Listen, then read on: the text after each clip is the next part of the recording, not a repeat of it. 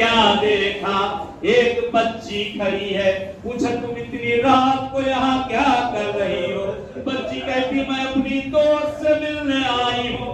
ज़ैनब फरमाती है यहाँ जिंदान है, यहाँ कैदी रहते हैं। ए बच्ची यहाँ तुम्हारी दोस्त कहाँ? कहते नहीं वो यही रहती है। पूछा उसका नाम क्या है?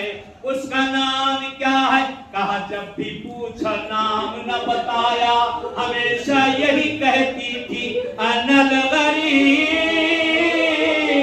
बिन्तिल गरीब, अनल अतशान बिन्तिल अतशान।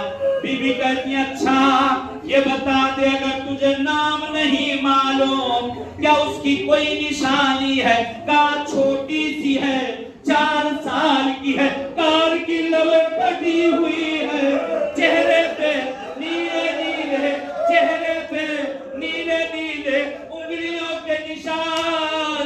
ज़ैनब ने चीख मारी, ए बच्ची बड़ी देर कर दी, वो देखो जो गोशे में